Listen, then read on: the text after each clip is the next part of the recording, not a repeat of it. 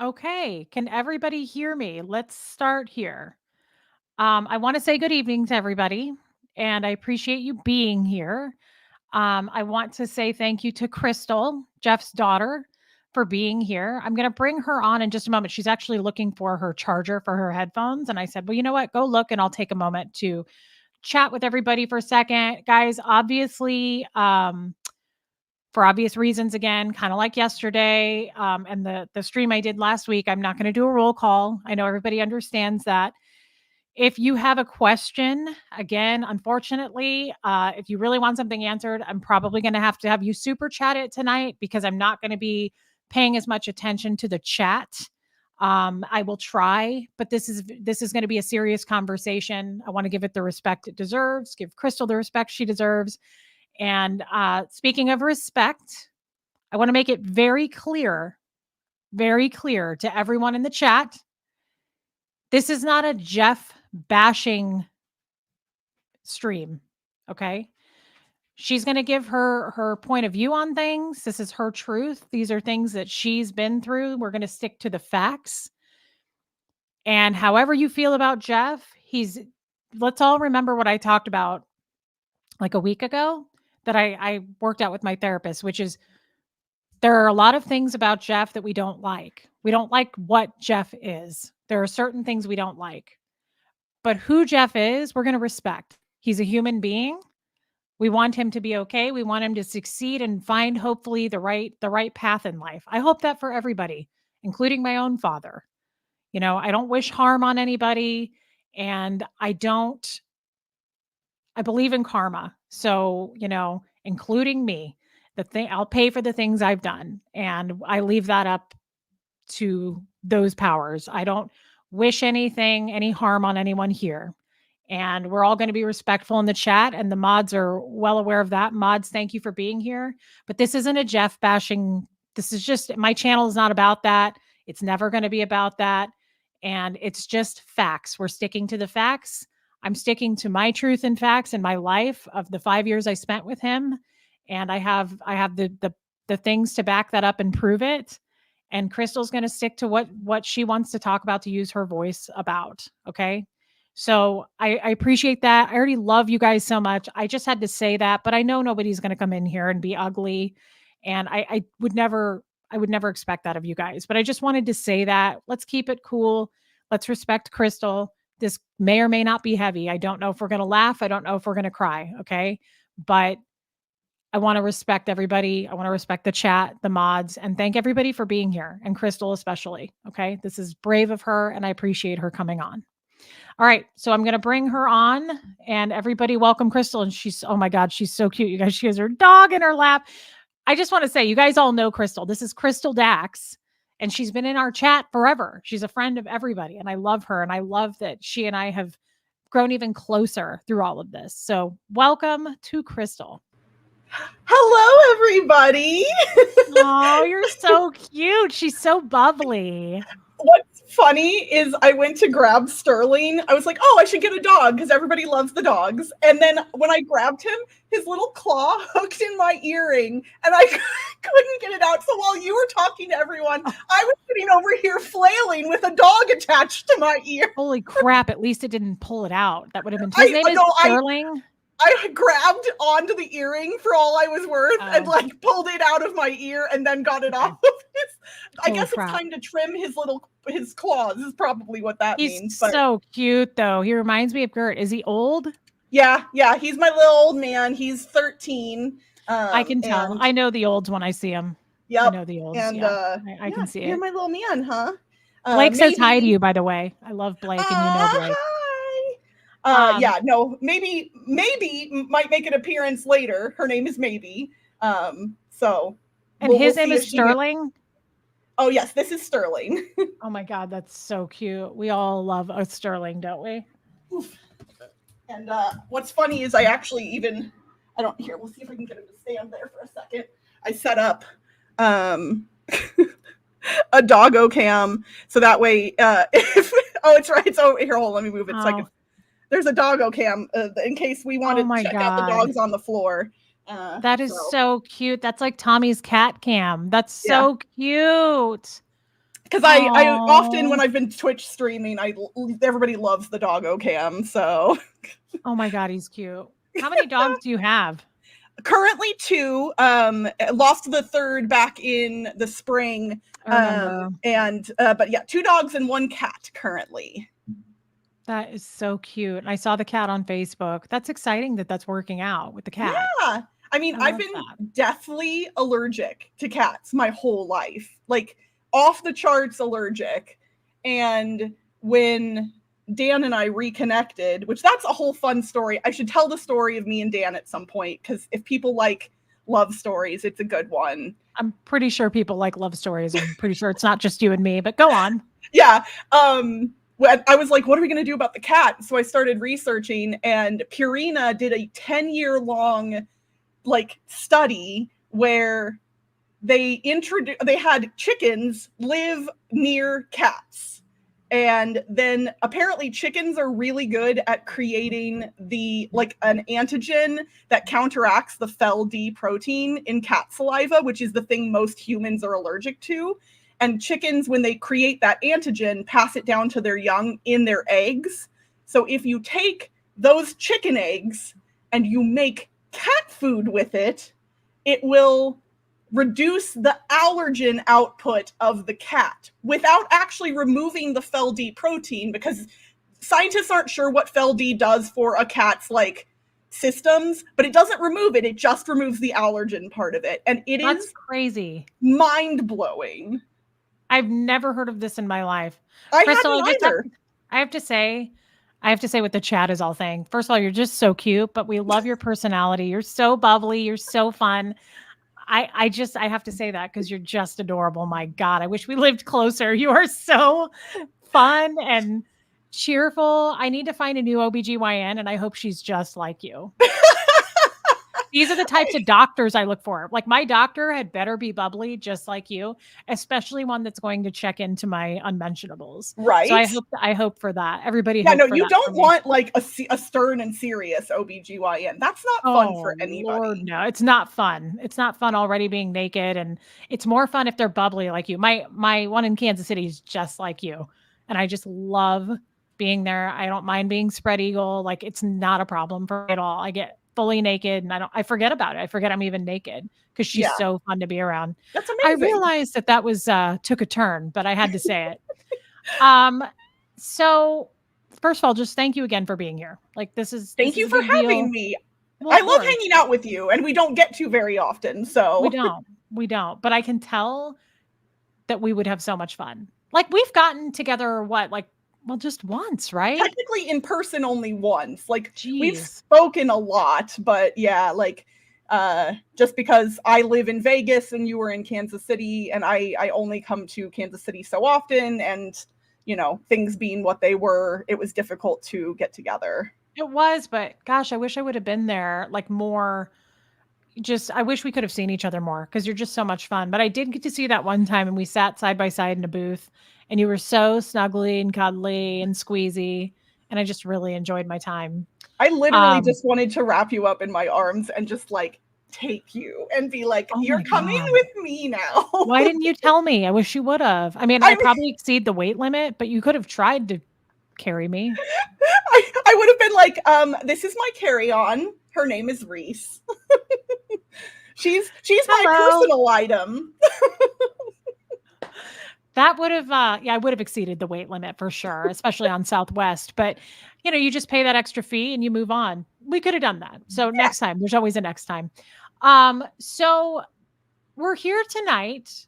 We don't, Crystal and I just talked, what, 3 minutes before this stream started. There's no script. I don't know where this is going to go, but this is just important that you're going to use your voice to talk about whatever it is you want to talk about. And if you want to talk about your love story with Dan or really happy things, I don't want you to feel pressured into saying anything you don't want to say.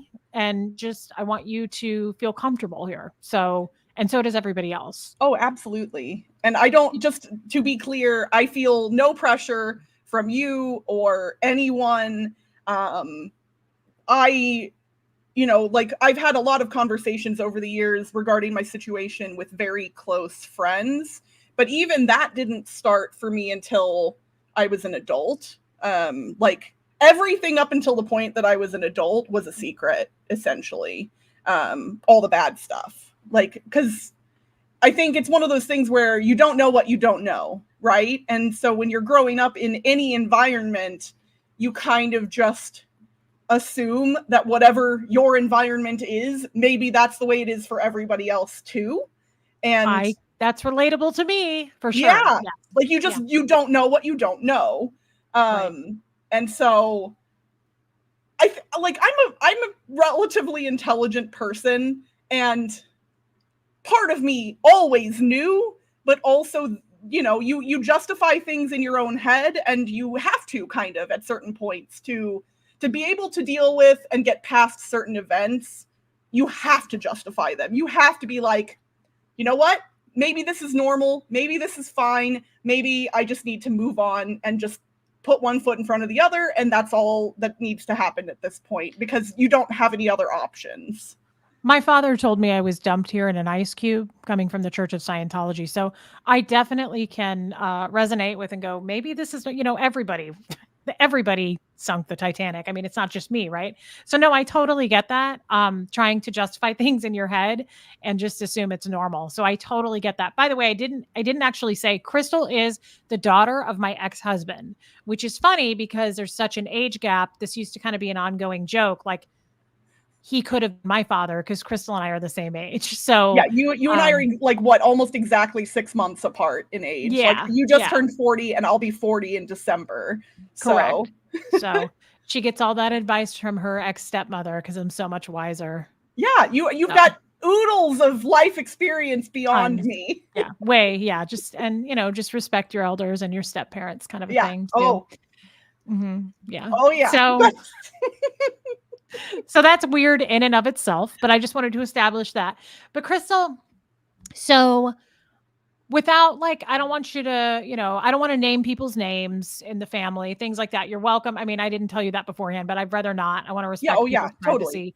But I mean, you can tell us like, how did you get here? Were you dumped in an ice cube? Or did you come from your mother's unmentionables? Or how did it work for you? Well, Tell us. so I'll do kind of the same thing that you often do, because I do think it's important to provide some caveats in that.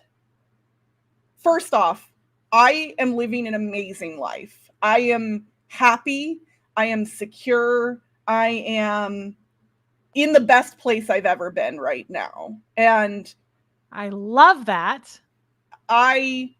my childhood was not a living hell. It was not completely horrible. It was not, this pure misery by any means. I was provided for. All of my basic needs were always met, uh, and beyond. I got opportunities that a lot of kids wouldn't have gotten because of money or situational things or whatever else. I was very lucky in a lot of regards, and I am grateful for many of the opportunities that I've been given throughout my life as a result of that, because I know that while no two situations can be directly compared, because one person's trauma does not negate another person's trauma, it is important to provide the context that I am okay now, and that's more important than anything else. That is such a great thing to say. I'm going to steal that. Because Please. it's true. I feel the same way, and you know me very well, most of you do. That's the same for me. I am Mhm. okay now. Like, I mean, all those things happen and it doesn't, take it away, but I mean, you're right. That's such Yeah. a refreshing outlook, Crystal. I love that. I've I've always been of the mindset that my time, like a lot of people have different beliefs as far as what is the purpose of life, why are we here, what comes after, all of that. We don't have to speak to anything specific in that regard, but as far as I am concerned, I want every interaction that I have with another human being to improve their day by some marginal amount. I don't care how marginal. Like if I'm on the phone with a customer service representative, I'm going to be nice to them because I know that the 8,000 people that they spoke with before me were probably jerks. And it makes me, like, I'm very selfish. It makes me feel good to do nice things for other people. Like, I want to feel good, and therefore I do nice things for other people because I love I'm that. selfish. And I know that about you. I know that to be true. I know that to Like, be very true about you. it's I've always been like that. Like wrongs, societal wrongs have always given me that like squicky feeling in my stomach that like, oh, I Yes. can't, it makes me feel ill when people treat other people badly because in my being, I don't understand it because it makes me feel horrible. Like, obviously, to be clear, I am not perfect, and I have not always done the best thing in every situation. I Sure. have faults, and I have done bad things in my life like anyone else. But like treating other people badly has never given me a net positive ever. Right.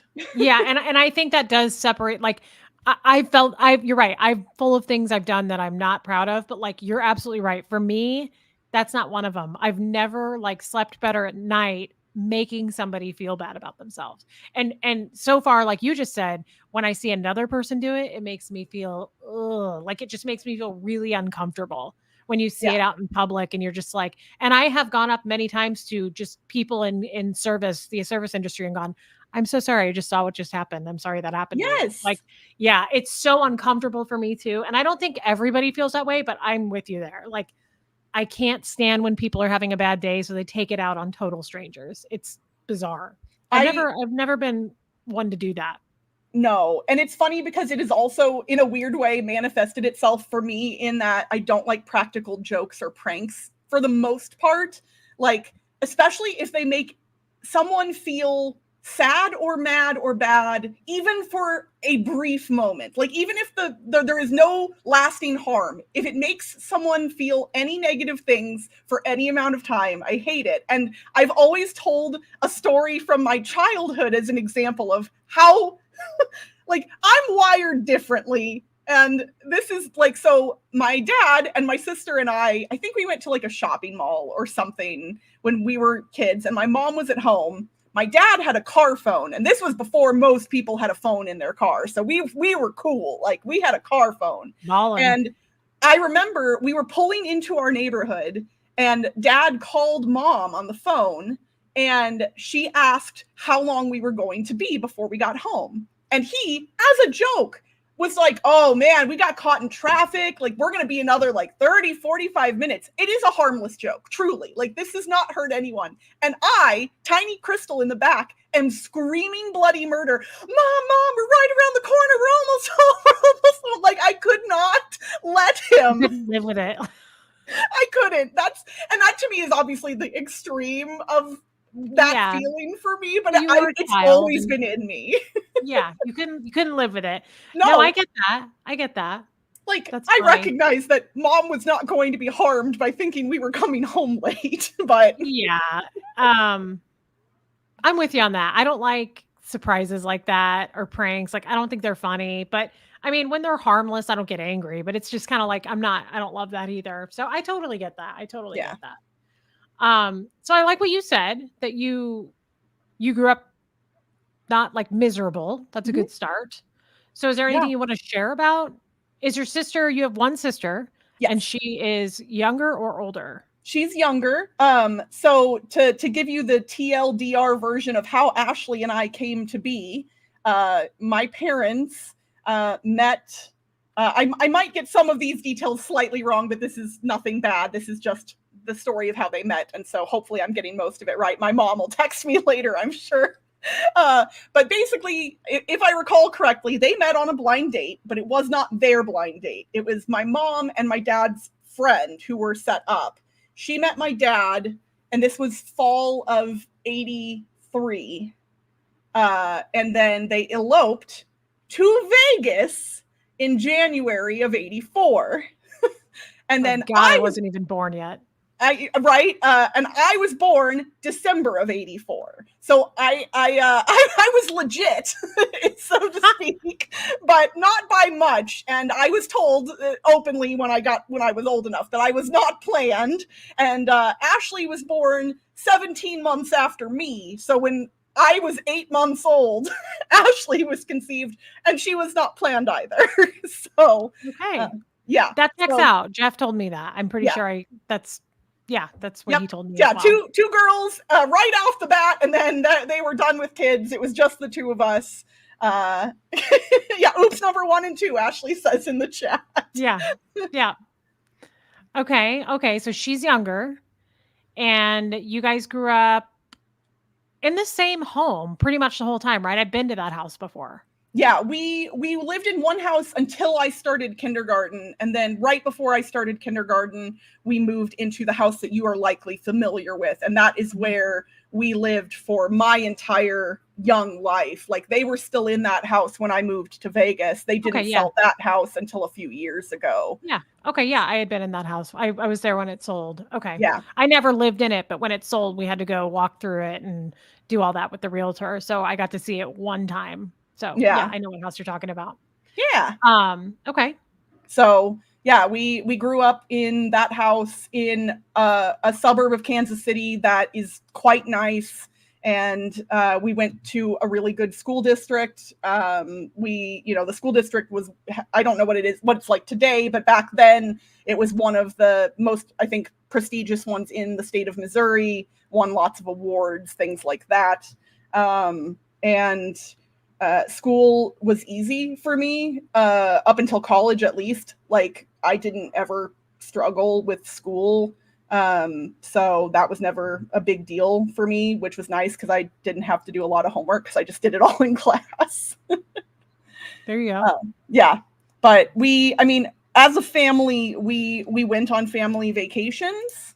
Like, we went out to we did like a big driving trip at one point where we went to the Nebraska corn maze and Wall Drug and Mount Rushmore and Yellowstone. And we flew out to Boston one year. We went to Chicago. Like, we like I Wow. said, we traveled, not crazy amounts, like not all the time, but I think I was provided with opportunities that not all kids get. So it's funny because Ashley still has some of the pictures from those family vacations, and I look pretty miserable in almost every photo. Like, Really? I kind of hated family vacations. It's hard looking back to really know why. I have ideas as to why, maybe, but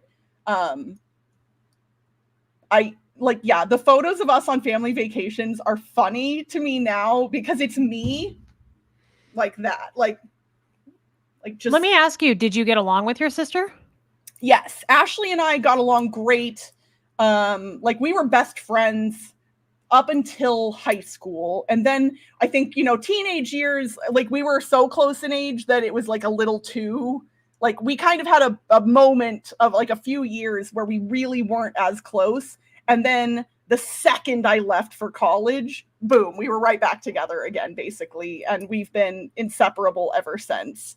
In fact, when I was in town in Kansas City a couple weeks ago, we got tattoos together. Oh, that's right. You told me that. Yeah, That's it was my really first cute. tattoo, not her first, but mine. So That was your first tattoo? my Wow. first. I know it's big for a first tattoo. That's crazy. I love that, though. I love that you guys say that, and I love that you're close. That's something I really wish I would have had with my sister. I think that's really special that you guys are so close. Yeah, I Um, I have a lot of guilt regarding Ashley, from when we were younger, and she and I have talked about this at length, and like, we've worked through it on our own. But I was often favored when we were younger, whether that's because I was the oldest or whatever. The reasons don't matter, but I know that I was favored more. And I didn't do a lot to mitigate that, which again, I was a child, I wasn't responsible for that, but I still have some guilt around not speaking up about how the way Ashley was treated at times, because she was often compared to me in ways that were unfair. And I didn't, at the time, I guess I didn't know what to do about it. I don't know what I would have done in many of the situations, but she, to be clear, and Ashley she is one of the most amazing people on this planet, and she is so talented and so smart. And it's funny because she and I don't actually like have a lot of super like interests in common or hobbies in common. I think if we were to meet out in the world in any other context, I don't know if we would be best friends, but I would do anything for her. She is the one person on this planet who I could not live without, basically. Wow. That's Um, amazing.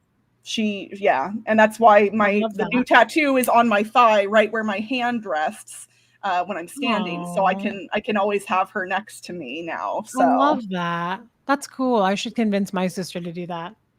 We'll see. Stay tuned.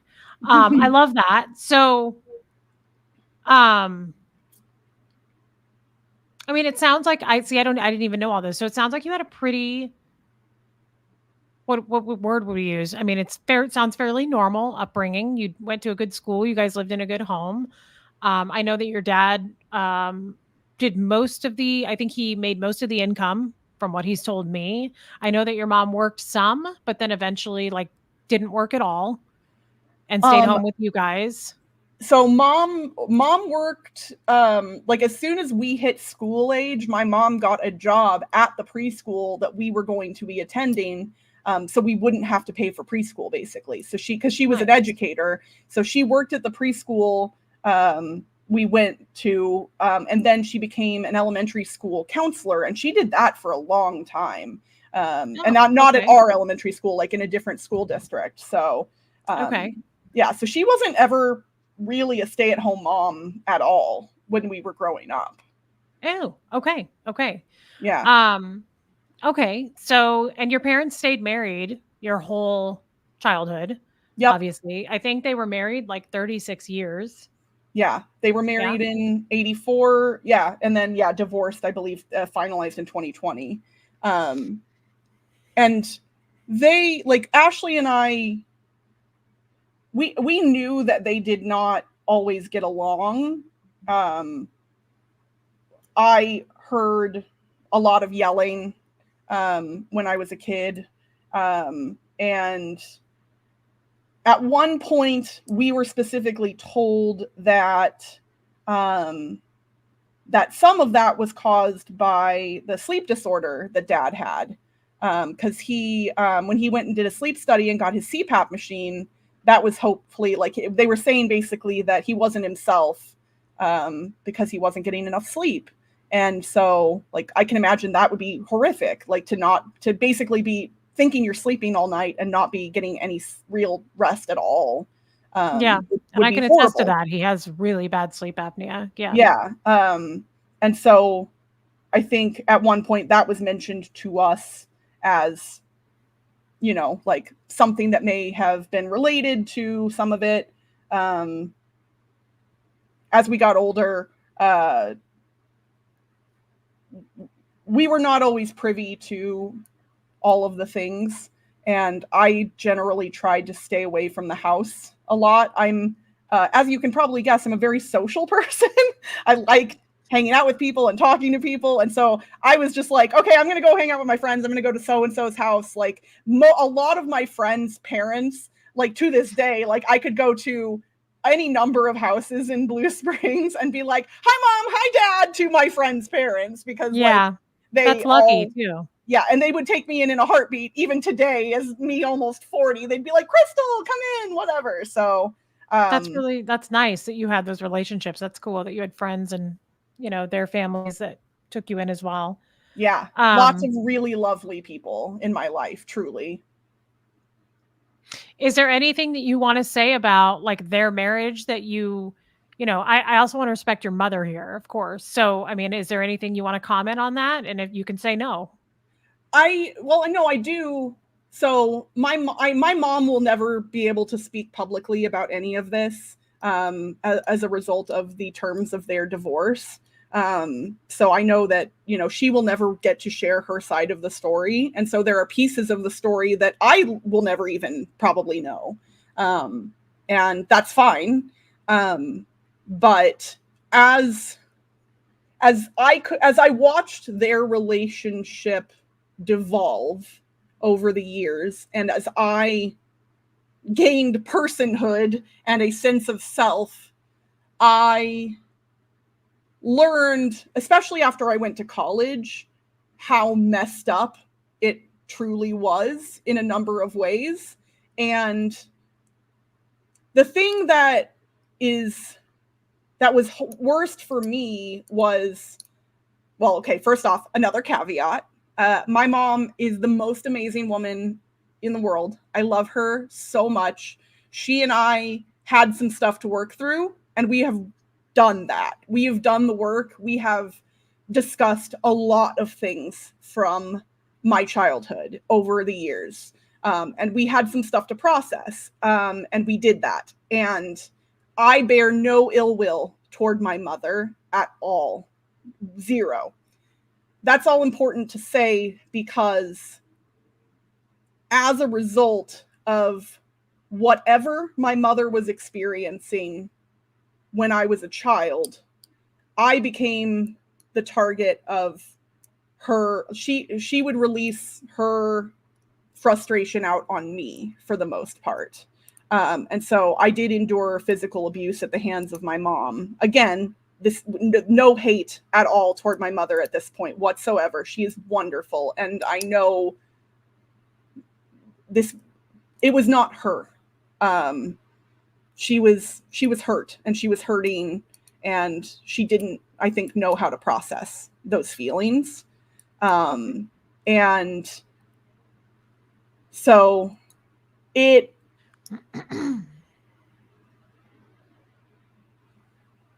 I would kind of insert myself into situations where I probably shouldn't have, because I would try to de-escalate certain things and then also escalate in certain things toward myself in ways, because I wanted to protect the other people in my family. And if I could draw attention to myself, I believed that I would save them from something. And at one point, I remember a conversation that I had with my mom. This was years later. This was after I had already moved to Vegas, in fact, I think. I think this wasn't even when I was in college. She was yeah, it had to have been when I was in Vegas, because she was driving me to the airport after a trip home.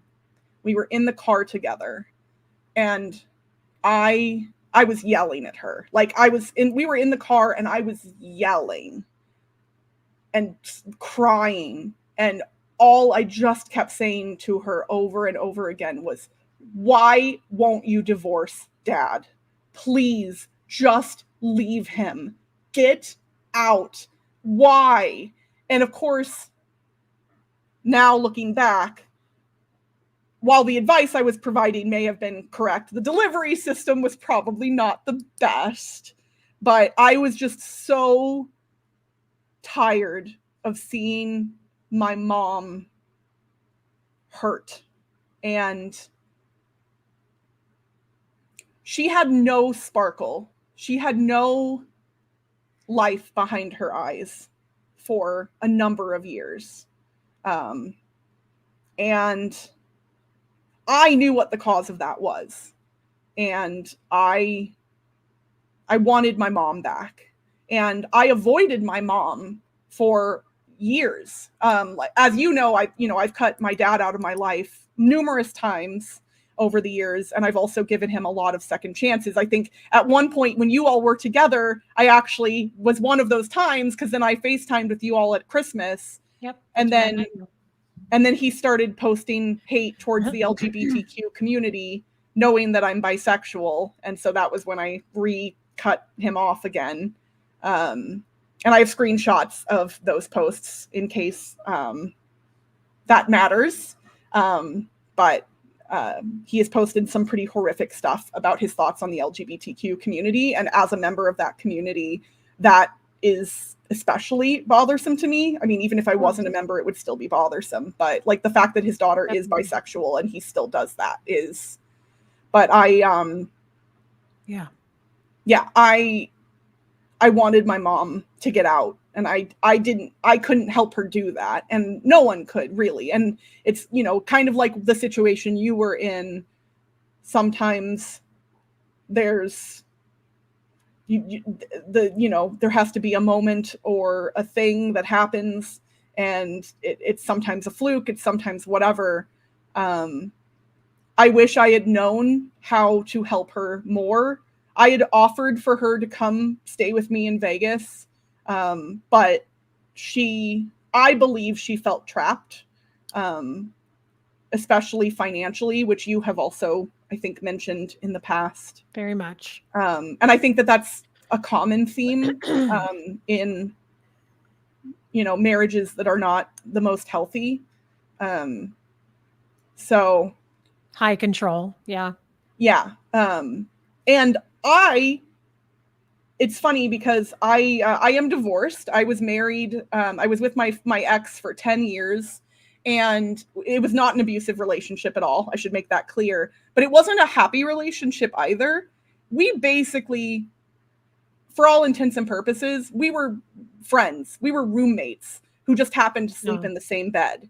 Yeah. And again, I'm a smart person, but for years, I justified that unhealthy relationship because in my head, I'm comparing it to what I saw growing up, and it looked better than that. And so I'm thinking, is everybody maybe just kind of like this? I know everybody says they're happy and they're having sex 3 times a week or 4 times a week or whatever, but maybe they're all just lying, and like, oh, no, they're not all lying. True happiness and love exist. And if anyone out there is like, it doesn't, I can tell you that it does. I know now. I love that, by the way. I share that very much with you because my first husband I was married to for 10 years, almost 10 years. That's how it was. Like, we're still really good friends, but I remember having that conversation about divorce, getting close to the 10th year. And I was like, we're just really good friends. Like, we're not in love. There's no sex. Like, let's go find somebody that really we're passionate and care about and crazy about. And so I totally get that. I totally get that feeling, but it's actually the best, I feel like, scenario to get divorced. Like, there was no ill will, it wasn't anything bad. I don't know about you, but that's how it was for me. We had an uncontested divorce. He and I drew up the terms of our divorce on our own, like in a Word document, handed it over to a single lawyer. He then translated it into lawyerese, basically, what we had written. We reviewed it, we signed it, we were done. It was so fast. And obviously we were lucky we didn't have children, and that would have, complicated things a little bit more. The dogs were one of the only points of contention. I can get that. I get that. Yeah. So does he I just don't know this, just for my own curiosity. Does he live in Vegas? Does he live near you? I believe he still lives in Vegas. We have no contact anymore. His new wife was not keen on him staying friends with me. And I said, okay. Sure. I said, they said they wanted to cut off all contact. And I said, okay, live your life. Have a good life, whatever. It is what it is. Okay. Okay. I just wanted to know from my own. I believe they live in Vegas still, but I don't actually know for sure. Okay. But you are not remarried. No, I have a partner who I've now been with for 2 years. And he does live with me. We're living in sin. I don't know what that's about. I don't know either, but it's funny to say. And so I'll give everybody the cute love story of Dan and I. When I still lived in Kansas City back in 2007, right after I had graduated from college, the job market was pretty saturated right before, the bottom dropped out in 2008. And so I was struggling to find work related to my field. And I decided to get a job at the local casino in Kansas City because I was obsessed with poker at the time. I was a poker player. I loved poker. And so I was like, I'll get a job at the casino. So I worked as a cashier in the poker room. And there was this dealer in the poker room who was just so cute. He was just real cute, but he was newly married with an infant. And so, we just became friends, and then couldn't. We would go over to our friend Ben's house for board game night once a week. And so we played board games together every week, but it was just, we were friends. There was a spark. There was a very clear spark between us. But what can you do, right? Nothing. It just, you can't do anything at that point. And I, not that long after, moved to Vegas. So I only worked at the casino for about a year before I moved to Vegas. And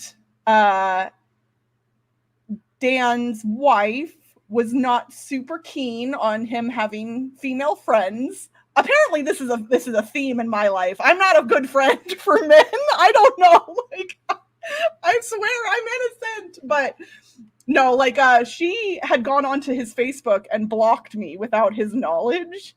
And so over the years, we were just friends, and he would try and look me up on Facebook and not be able to find me because not knowing I was blocked. And so he was always like, I wonder what happened to Crystal. I did the same thing over the years. I would try and search for him, and I'd be like, I wonder what happened to Dan. That's sad. 15 years that we had no contact with one another. And then in 2020, or I guess it was 13 years, no contact. And then 2020, I showed up in his LinkedIn recommendations. Oh my God. He was like, wait, is that Crystal from Ameristar? And so he reached out to me, and we started chatting again. And basically, he and his wife had opened their marriage, they had made that decision together.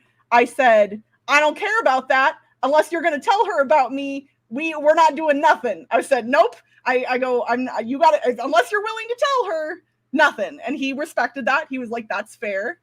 And so when his wife said, I want a divorce, within the month, he drove out to Vegas to visit, and the rest is history. Oh my God, that's crazy. That's crazy that 15 years went by. I didn't even know that. When we first saw each other again, it was instantaneous. It was movie magic. That kind of stuff that you see in the movies that you're like, that doesn't happen in real life. It does. That's amazing. I love that. And I love that you guys live together. Mm-hmm. So you get to see him every day. It's not like a long distance thing. Yeah, he just moved in January. We did long distance for a year and a half. So that was rough, but now he's here now, and we're super happy. So babe, I love that story. I didn't even know that. And he looks, I've never met him, but I'm Facebook friends with you and you post pictures. He looks like such a nice guy. He really does have a friendly face. He has a sweet face. He's very kind. And he has 2 daughters. They're actually coming out this weekend, and they're going to be visiting for a few weeks. And I'm super excited. The fact that I've gotten bonus kids out of the situation is just the most amazing thing. Yeah, I love that. Because both his daughters are fabulous. I love hanging out with them. They're really cool. They're 18 and almost 15, and they're genuinely good kids. They're fun to hang out with. They're not I love that.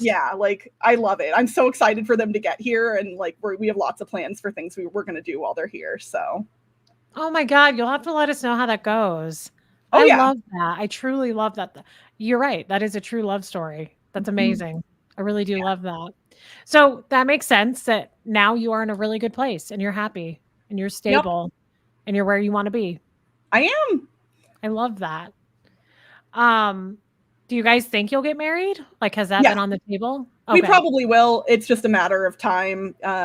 His technically his divorce is not finalized yet. It has been drawn out for a very long time because of paperwork regarding a house that they own jointly and some stuff, like, all the things that make divorces tough, that it's one of those I basically. was gonna So say, I definitely know. I was with your dad when he was still married to your mom, but they had separated in, like, 2017, and that divorce drug out for years. So, like, they had not been together for years by the time they were actually divorced. yeah. So, that makes sense to me. Yeah. I'm just saying I get that. I totally get that. Sometimes Yeah, and the divorces fact that take some they don't time. live in the same city, their lawyers aren't in the same city, I think it's all communication is slower as a result of that. It's because it's like someone sends an email and then 5 days later somebody emails back, and like so. Yeah. Yeah, that makes sense. It's still a like, I can't say again how thankful I am that my divorce was, like, done in 5 days. It was crazy. I can't believe how fast that thing went. I still am like, I don't know who made that happen, but, I'm just happy that it happened that quickly. It needed to happen that quickly. Mine too. Uh, I felt for you because the day that you found out it was final, you were really emotional, and I felt for you because I went through the exact same thing when I got divorced. Like, even though my ex and I were like, we were done. We there was, like, it just, the finality of that paperwork getting signed, it feels different at that point. And he and I went together to sign the paperwork because it was in the middle of the pandemic, so we were living together still. I was in the midst of buying my own house so I could move out. But like, we literally drove there together, and then we walked out of the lawyer's office and I started sobbing. And I was like, it's fine. Like, I'm glad we signed the paperwork.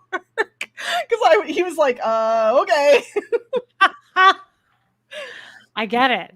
No, I definitely get it. I Yeah, totally it get hit it. me more than I expected it to, because I at Yeah, that point had mostly processed some things, but for it's whatever reason, emotional. yeah, Yeah, I mean, it just is. It's emotional. yeah. Um, so is there anything, like, I know you kinda made maybe some notes, like, is there anything that I don't really wanna prod you or guide you? I mean, I just want you to share what you want to share, but I'm happy to ask questions too. But is there something, like, specific that you would like to share that may be good, maybe bad? Yes. So I not quite as diligently as you and your Scientology background, but I have kept some receipts over the years of certain things, and just, more for my own sake than anything else. But and I'm not going to go through most of it because A, we don't have time, and B, it's not worth doing. But I specifically have text messages from my dad where he he says shame on you a lot. Like, that is a theme in a lot of the text messages Mhm. that I have received from him. um he I'll read this one. um at one point, when I was trying to insert myself into my mom and dad's situation when they were still together, um, they mom came to me, and then dad heard mom had come to me, and he started texting. And this again, without context, this is still pretty clear. Um, Dad said, God is my only judge, and I am comfortable with facing his judgment for my actions when the time comes. You have no right to anything. You know nothing of pain and suffering or what I have put up with, and you are no angel in your personal life. I said please last time. Your involvement in your mother and my discussions is not welcome. Back off, and I mean now. Um, Sounds familiar. He's very forceful in his when he talks, he's very forceful. yeah. Um, he calls me disrespectful a lot. And that has been a theme since as soon as I gained a sense of self, I have always been told that I am disrespectful of him. And I As have have that. I. Yeah. He And uses that word a lot. and as soon as I became a teenager, I immediately started saying, if you earn my respect, you'll get it. But I said, you don't deserve my respect. I was very clear about that. I was like, no. At one point, here's okay. This one. So Ashley cut off Dad sooner than I did, and Dad texted both of us, or no, he just texted me, and he said that Grandma, his mother, who you have spoken about, heard that her great grandson had been born 10 days prior, and that her heart was broken because no one contacted her. And then this is a quote. The disrespect is beyond belief. The cruelty to her grandmother is worse than anything Ashley imagines I have done to her. I don't believe it is possible to be more disappointed in her. What has my mother done to be treated so badly? Shame on you all. And I responded with, I'm not responsible for other people's actions. So the fact that you're trying to make me feel guilty for things that don't involve me is a real horrible move on your part. If you want to maintain any kind of relationship with me, you will immediately cease any communications to me about my sister or mother. Bad-mouthing them in any way to me is a surefire way to ensure that you lose me too. And his response was, because you enable their behavior, you are guilty of it as well. Did you call your grandmother? No, no one did. I did not raise you to be cruel and disrespectful. If your grandmother, this is a typo, so I'm not sure what it is intended to say. It says, if your grandmother off seems appropriate to you, then you have some deep soul searching to do. Shame on you. You are a huge disappointment. Oh my God. And all of that was because her great grandson was born to my sister, and she, hi baby. And I didn't call. And I'm so sorry. That's really horrible. I have been disappointing him my entire life. If he were to tell the story, so I imagine he will watch this, and if you ask anybody in my life, I don't tend to. I'm not a very. I don't like to talk about myself. Like I'm not like him. I don't like to brag. I don't like to draw attention to myself other than with my silliness. Like, I'll do a really weird dance in an inflatable T-Rex costume, but I won't tell you, like, about a good thing that I did. You know, like, it's not my vibe. But I've done something that is uncomfortable for me, but I'm doing it because I want my dad to know what an awesome person I am and what I've accomplished since he cut me out of his life. And I've done a lot. So I wrote it down because I knew I wouldn't be able, and this isn't everything. These are just the things that I came up with, but this is not a thing I would normally do, like list off my accomplishments. And also, success as a person is not measured in accomplishments, and I don't have to have done anything to be an amazing person. And so, like, no one should compare themselves to me or anybody else. Like, you're amazing and awesome regardless. But I am going to tell my dad what I've done because he has missed out on knowing a really amazing person by not having me in his life. So, Please okay. share that. So, a few of the things that I've done in my adult life since he cut me out or stopped caring about me. I have helped raise over $25,000 for nonprofit organizations, including the National Center for Transgender Equality, Children's Miracle Network Hospitals, Givers and Gamers, United Help Ukraine, Tabletop Gamers, and the Jack Vassal Memorial Fund. I've Wow. volunteered my time with nonprofit organizations in Nevada, including Three Square, which is Southern Nevada's only food bank, the Humane Society, and Opportunity Village, which serves individuals with intellectual disabilities in Southern Nevada and provides them with job opportunities when no one else will. I donate blood. I have fostered and or adopted 4 dogs in my time in Vegas. I've been nominated for and won awards for my professional work from the Las Vegas Digital Media Awards and the National PR Daily Content Marketing Awards. I have also been recognized by the companies I work for with Employee of the Month, Style Awards, and awards for my contributions to the Las Vegas community. I have contributed good to the world, despite my father's repeated efforts to tell me how worthless I am, and I'm going to keep doing that for the rest of my life.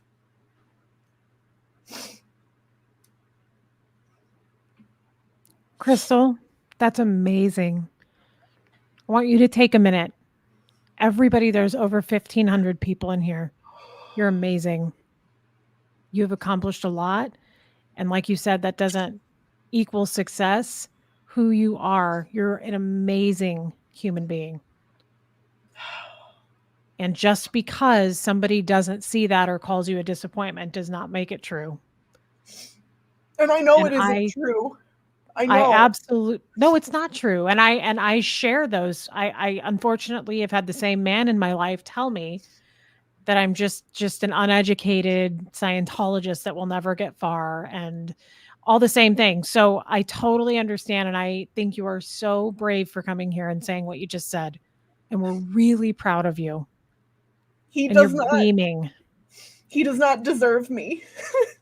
Of course he doesn't. And that's why he doesn't have you. And he is watching right now. I promise you he's watching right now. And Jeff, to be honest with you, I don't hate you, but I am very disappointed in you. And you are the one who we are disappointed in.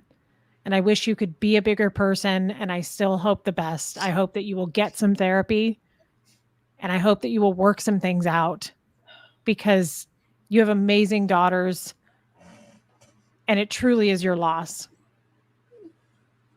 And he goes around telling everyone that I'm sick and horrible and mentally ill.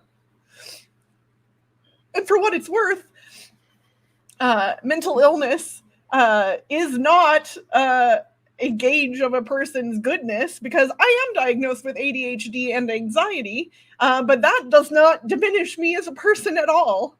Of course And it doesn't. shout out to the other neurodivergents in the crowd. We're the fun ones. We're neurospicy is the and all of those things make me me. And I'm proud to be who I am. I love that. I love that, Crystal, because it could have turned out much worse. It really could have turned out worse. Like you are truly an example, a shining example. And I'm sorry, I'm taking some joy right now to the fact that he's watching this because he can't deny it. I mean, nobody can deny that you are so beautiful and beaming and I just you're infectious, your personality.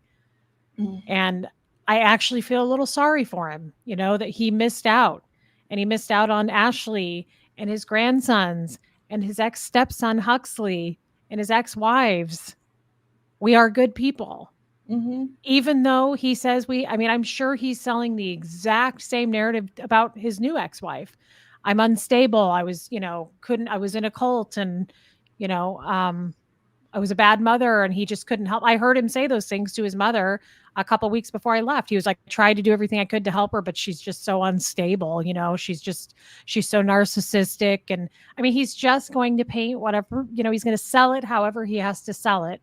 Unfortunately, the only people who are believing it at this point are the few family members he has left that are defending him. But we have moved on and we have grew up with grown. that family, and I thought that family cared about me.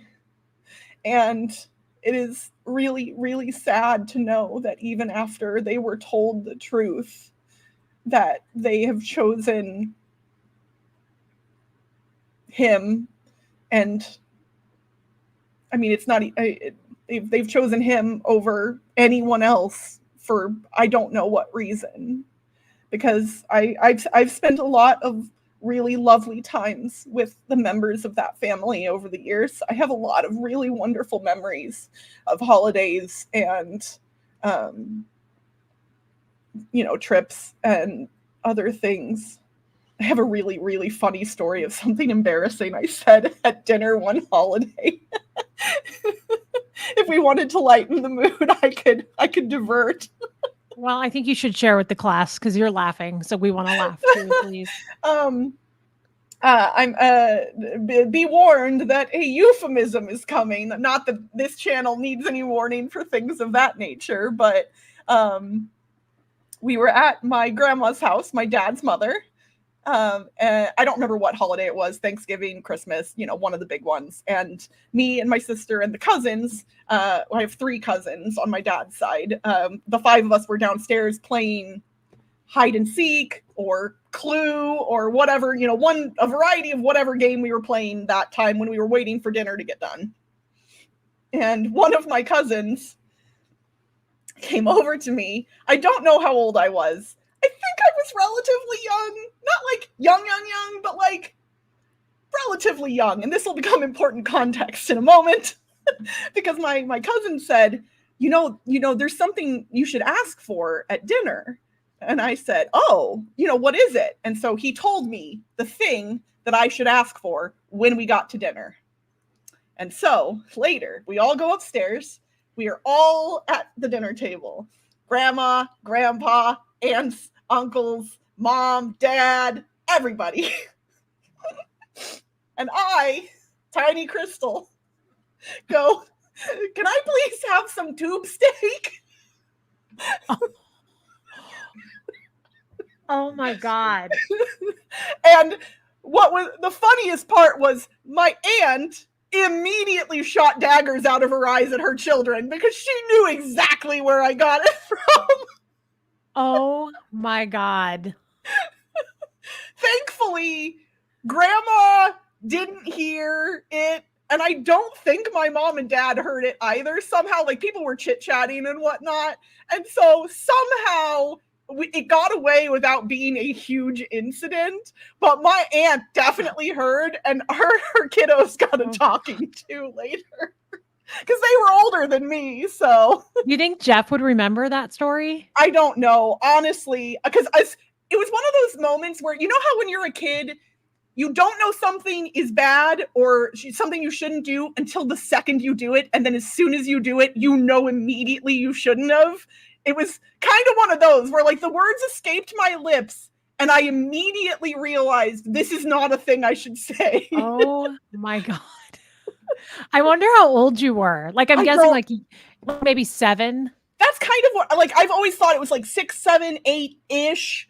I also was fairly innocent in regard to that kind of stuff. So who knows? I could have been 10. Like, oh my God, that's funny.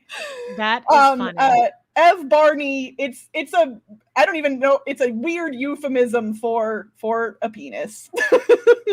For the peen. Yeah. Sometimes a peripheral peen. Peripheral peen. Peripheral peen. I know one. That is hilarious. That is a good story. I wish we could know if he what he did or if he remembered that. That's the thing. I have no idea if he heard because I immediately was like, nothing, didn't do anything, eat some food, whatever. Like, like trying to. God, that's funny. Tube steak. Oh my God. I mean, You're we've all done stuff like that. Dan. Dan is sitting across from me now, and he said he's going to call it that later. Of course he is. I mean, I've ruined my own sex life. It's don't we official. all? I do it all the time. I say to Tommy, "Let me see that baby elephant trunk. Pull it Yeah, yeah, out. right. Yeah, let me see your peripheral peen." You should ask him about his tube steak. His tube steak. Yeah. Guys, I'm sure he'll be sending a video of it shortly. That is hilarious, Crystal. I love that. I love that story. That's cute. That's merch. We got new merch, guys. Um, that's really funny. See, I'm glad. Just I like that you're just. I'm just sitting here. I don't really want to guide you tonight. I wanted you to say what you want to say, and so far, I love what you're telling us. I was hoping that you would have, some lighthearted moments. I knew it could be potentially heavy, but I love that you're just taking it wherever you take us, and we're just happy to be along with you and support you. I've So always been a storyteller. I love telling stories. So yeah, like you give me a video camera and an audience, and I could talk for hours probably. now, why don't you do that? So Why don't you? well, what's funny is I did do kind of still. I've been a Twitch streamer since 2017.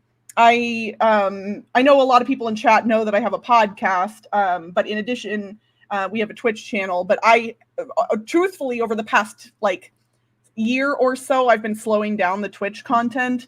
Not for any particular reason other than I did a lot of it during the pandemic, and I kind of burned myself out on it over time a little bit, especially because I'm working a full-time job, and then the Twitch streaming was on top of that. Is that something you can go follow? I see my mods are posting the link to your. Oh, that's so sweet. Can people go follow that? Yeah, they can follow. Like, we don't stream on Twitch super often right now, but we do still occasionally. The podcast is still happening. I didn't even mention that in my list of accomplishments. I founded the very first board game podcast to be hosted entirely by women, because in 2015 that didn't exist yet. All board game podcasts that had women on them also had men on them. There were no all women podcasts about board games at that point. That's amazing. See, I didn't even know that. That's really cool. Yeah, we just celebrated our 8th anniversary in May. We're in year 9 now of making a board game podcast. And I love it. Me and my co-host Ambi met on Reddit. Literally, we were complete strangers who decided to start a podcast together. And it has been an amazing ride, and I love the work we do together. And it's available wherever you get podcasts, all of the places. Okay, because see, I don't watch anything. So, like, if my mods post it, is it something you can go follow? Like, you can sub on a YouTube channel? Okay. Yeah, okay. we have 2 YouTube channels. We have one where Ambi posts video content, and then we have a dedicated YouTube channel for just the audio podcast feed as well. So if you look up Board Game Blitz or Board Game Blitz podcast on YouTube, it should be relatively easy to find. Most people listen to the podcast on other platforms. We don't have we have barely any people that I think watch, because we don't have video content attached to it. It's just the audio. But yeah, like, we get, I don't know what our current download numbers are like, but we've gained quite a number of listeners over the years. So I love that. See, I didn't even know that. That's amazing. I really love that. Okay. Yeah. Can I ask you, I don't really want to go into too many details about the Jesters. But can I ask you, like, do you remember when your dad joined, or how old you were? Just because I want to know. I'm just curious. So I think when, like, for what it's worth, I'm not 100% certain on the year, but when you've said 2010 in the past, that rings accurate to me, or at least thereabouts, because it was, to my knowledge, it was after I moved to Vegas. I don't think he joined while I still lived in Missouri. And so, yeah, like, it was after I had already moved away. And, like, obviously we knew he was a Mason and he was in the Shriners. And he told us when he joined the Jesters, and he was not, he was forthcoming with the fact that he was joining this secret group. And so I guess we kind of thought not much of it at the time. Mhm. You know, whatever. And I had a realization yesterday during your stream with Ryan, that kind of grossed me out real bad. Because back when Ashley and I were both still in contact with Dad, there was one trip that I made back to Kansas City. And this would have been years ago. Like, I don't know what year, but honestly, I could probably figure it out if I looked up when they've had events, when the Jesters have held events in Kansas City proper. Because there was an event, a Jester event happening in Kansas City the same weekend I was coming home to visit. And Dad had said he wasn't going to be able to hang out, but he would come to the airport and like greet me when I got off the plane with Ashley. Like Ashley was picking me up, but he would come and say hi, and then he would go back to his event or whatever. So he did That's that. because the Jester events in Kansas City, and maybe in other cities, I just know about Kansas City, are right by the airport. They always put them right by the airport so they can go pick up the girls and the guys and all that. But go on. And what I realized yesterday was Dad asked to take a picture of Ashley and I to send to his Jester friends. Mm-hmm. I remember him taking that picture, but yesterday when you were talking about all of the stuff that they passed around, like Ashley and I would have been in our early to mid 20s and pretty cute. And I can't help but wonder why he took that picture of us and sent it to his friends. I don't know. I know that it happened. And so that is creepy that he did that, but I am going to give him a little credit here. I don't think it was with ill intent. And the reason I say that is because for whatever reason, Jeff is real weird about taking pictures whenever he would go to a Jester event, he would snap like a whole table full of him. I can find him. I'm sure he still have him. A whole table full of him and all the Jesters. And then same if like I would send him a picture, he'd be like, "Oh, cool, good, because I'm with my friends," and he would show them. I don't know. Yeah, it could be a pride thing, Florence Southard, but I mean, I don't want to say that automatically meant creepy because you have to it think just about wasn't it something too. he typically did. So that Okay, well then that's odd. Yeah, that's odd. But I just want to say it's very much to me like Scientologists. Jesters are Jeff's identity. He only associates with Jesters, and these guys are his ride or die type people. So it's not. It's to me that's not that weird that he did that. But if it was unusual, maybe there was something to it. yeah. I mean, it's Shelley. Yeah, it's definitely a strange behavior. And to me, it's a little weird to go, let me snap a picture to send to my Jester friends. Like that's, And but I still don't. he told us that's who he was sending it to. Like he was open about that fact, but obviously at the time we didn't know who the What you Jesters do. were. Well, Yeah. and you didn't know then what you know now. Yeah, I Yeah. mean, yeah, it's got a weird, creepy feeling to it for sure. Maybe. I can't say that it was or wasn't, but it wasn't out of character, Aaron, for me. Like Jeff would constantly, if he was on a Jester thing, I would always be like, why is he doing this? Like I'd be at home and he'd be out and he'd snap a picture, a group picture with all of them. And I would think, why are you sending this to me? Like, but I don't know. That was kind of more in his character to do that when he and I were together. So I don't know. Yeah. So he took that picture. He didn't spend any time with you because he was at a Jester event that weekend. Mm-hmm. I just wanted to ask you about it as far as did it start to consume him or did your mother attest to that? That like after what I've read online about a lot of Jester wives when their husbands join, unless they were already married, like, you know, it just was always the case. But like a newer wife that has a husband that joins, it's like at first he went to a couple parties, then all of a sudden he was going to 6 a year, then 12 a year, and then all of a sudden everything in our house is purple and everything's a secret. I wondered if like did that ever happen in the household like that you're aware of? It's Like hard for did it just me. consume him? I mean, it's hard for me to speak to that because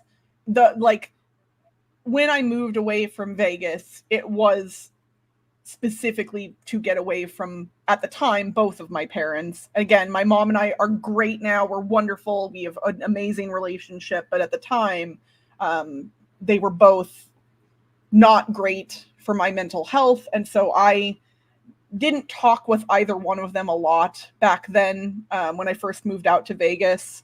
And so I don't really know a lot about what was going on in the house. I do know that over the years that I was still in contact with Dad, obviously, they have events here in Vegas every year, and he would generally reach out to me when he was going to be in Vegas and want to meet up. Usually it would be hard for him to get away, because obviously they do the whole all weekend stuff or whatever. But we did meet up a number of times when he would be visiting Vegas. Like, we would go out and grab dinner, or I think at one point there was like a Fathom Events special event going on for like a Star Trek thing, and he and I are both huge Trekkies, and so I got us tickets to that.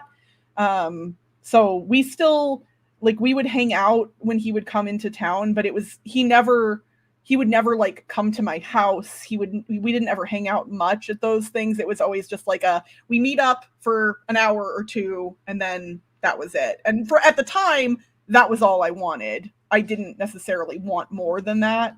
But he didn't seem to either. So Yeah. Yeah.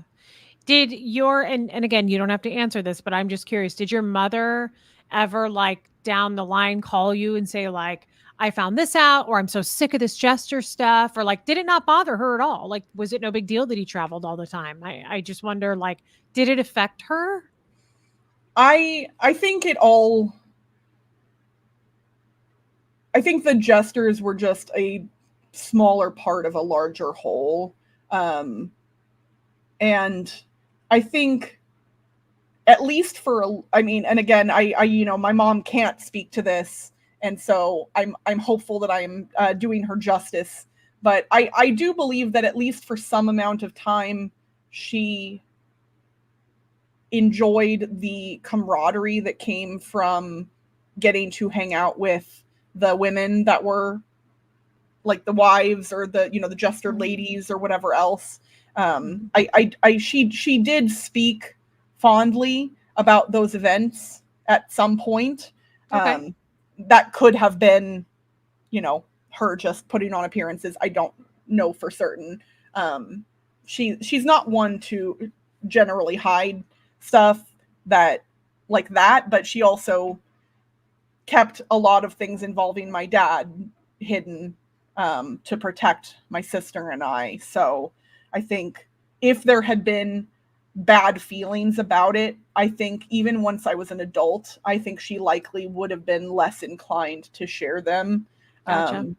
because she's a very caring person, and I know that in her head, she would not want me to think ill of my father because of something she said or did.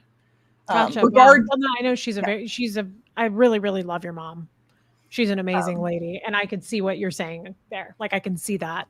yeah. Um, Like, so she's go ahead. still, to this day, even with all of everything, she's still very conscientious if she ever talks about him to me, because even though I've cut off contact with him, she recognizes that at any point in my life I could theoretically change my mind about that or whatever else. And so she's incredibly respectful, about how she speaks about him generally. I honestly love that. I mean, it makes her such the bigger person, in my opinion.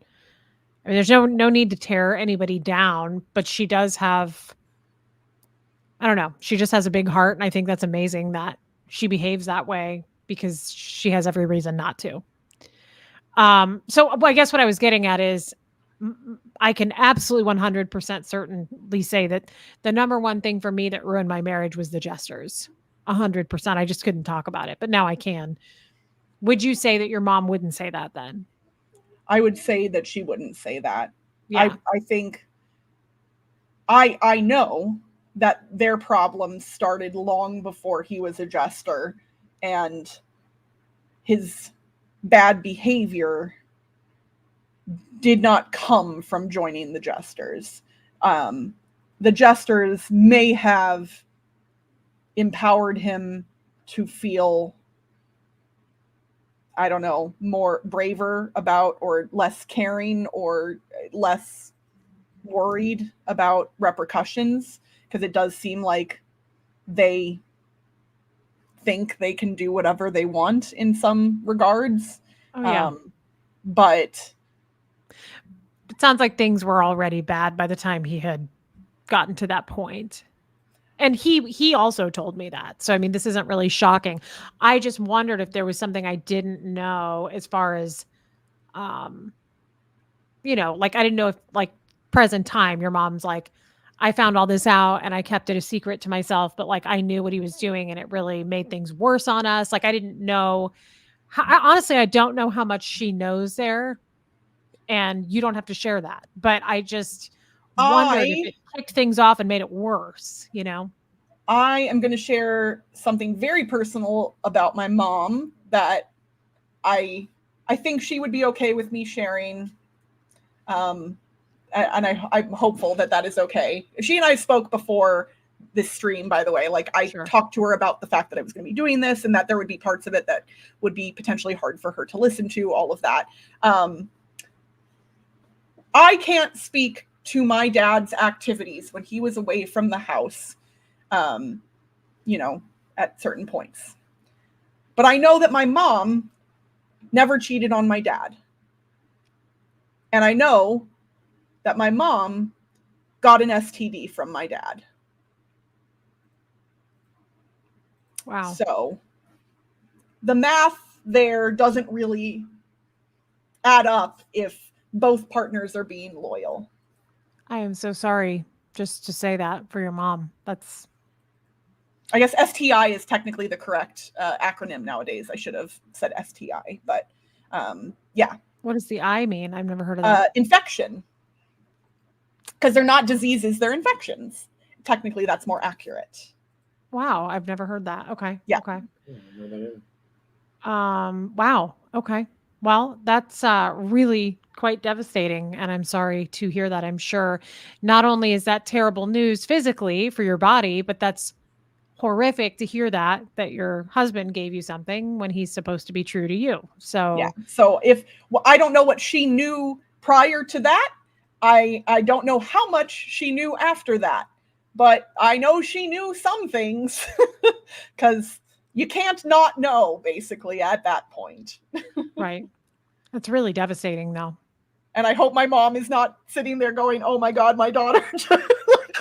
Hopefully I think it is proof positive of certain things.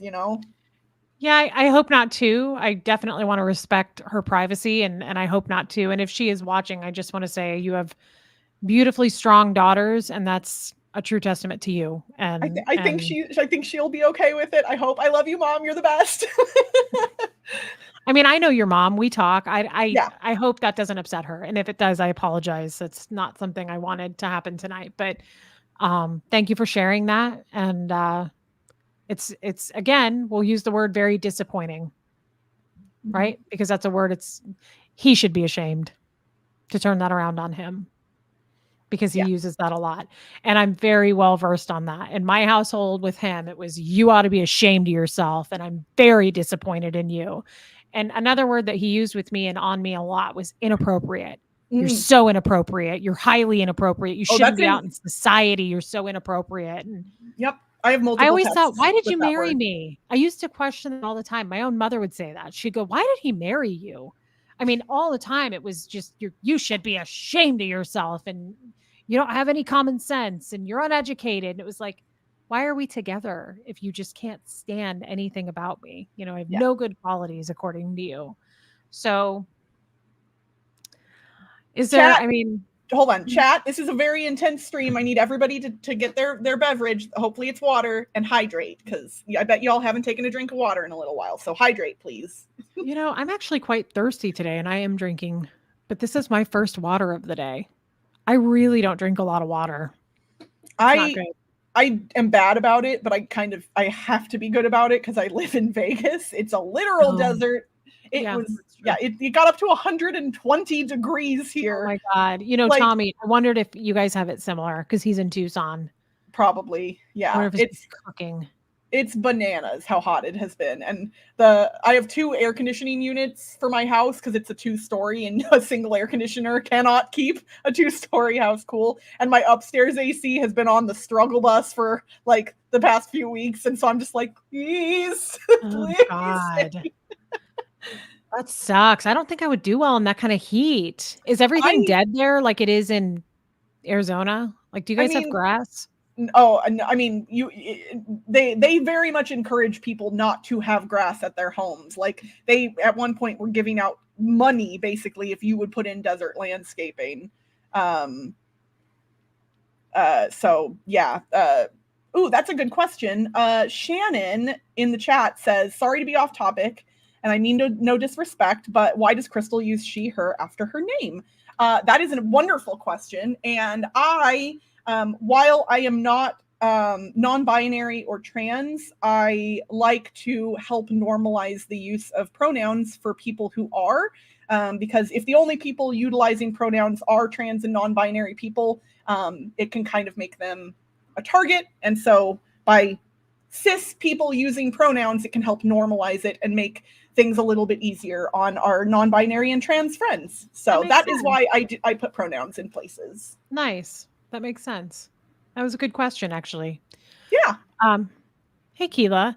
So, do you have anything else in your notes that you want to that's share with us? pretty much. I mean, there were a couple other little things, but it's. I have a lot of text, or I have a lot of screenshots of my dad publicly commenting on my Facebook, and then private messaging a friend of mine from college.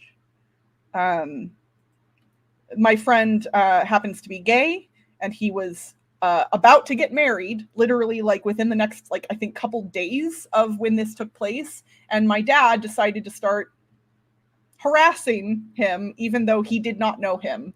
Like, they had never met. And my dad was like trying to get him to call him, and was private messaging him on Facebook repeatedly. And I have screenshots of all of the conversations from both sides of it, and it is awful. And it just, yeah, the LGBTQ stuff for me especially has been, for someone who claims to be a loving Christian, um, he doesn't act very loving towards a lot of people. So, and my buddy Trey is freaking fabulous, and his husband Nicholas is also fabulous, and I get to hang out with them every time I visit New York, which is wonderful. Not very often. I wish I could go to New York all the time, but that doesn't happen. And Trey was fine after the fact, but he does still very much hate my father, and remembers that interaction all these years later. It struck him because, I think one of the things that I don't think my dad realizes is how much power he could be using for good if he chose to. Right.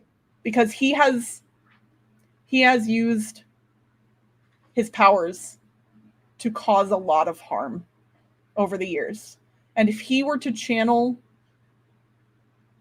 his personality, his work, his efforts, his money, his anything into doing good, he could make a big difference in the world. He could really positively affect people. And I don't and he's actively chosen to use those powers to hurt others. And that saddens me Yeah. more than almost anything else. I agree. And what Rain says here, why would you go out of your way to do that to someone you don't even know?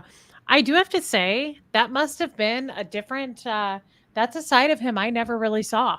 And I'm being fully honest. I did not see him be hateful to the LGBTQ community. I never heard him talk about it. that, I mean, I'm glad I didn't. But there was one time that he and his sister were saying, because see, I grew up in Scientology. I didn't read the Bible. And we were at a wedding, and they were talking about somebody in the family. Two of the little girls in your family were playing with two female Barbies. And that was a conversation between Jeff and a family member. And uh, she actually was more like, that is so wrong. And I will never allow that. And I kind of freaked out. I was in this parking lot. I remember leaving this wedding. This is the only time it's ever come up in my 5 years with him. And I said, what does that matter? And she said, I will never allow that in my family. And it's wrong. And I looked at Jeff and I said, you don't feel that way. I've never heard you say that. Because he was kind of nodding, but he didn't say anything. And I said, Jeff, you are respectful of anything that's, homosexual, LGBTQ. I've never seen you. And I felt like he had to say something with her there, because she then looked at him and he said, well, it's in the Bible. And he said, a man and a woman should be together. And it is against in the Bible. And he said, you haven't read the Bible, so you don't understand. But the Bible does say, and that was the only thing he said. And I said, I've never heard you talk like that. I mean, I was kind of doing that intentionally to make it clear to her that, like, he doesn't share those views. And that's the only time that ever came up. And I'm thankful that it didn't, because I never saw him attack that. Like, I never heard him talk about it. But I am disappointed to hear that he did that to your friend. And to Um, anybody, I'm disappointed that he even has those views. And I'm a little surprised. I You have know, a screenshot from his social media in 2022. So this month we take pride in celebrating mental illness. That's one of his many posts. what does that mean?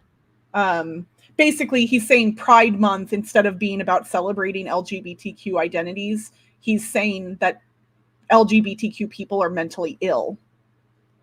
Oh my God. Holy Um, cow. this, he's actually making fun of trans people specifically. It's a meme that is hateful towards trans people. It says, sorry, I know it's kind of blurry. Although I was born visible, I now identify as invisible. I am transparent. My pronouns are who/where.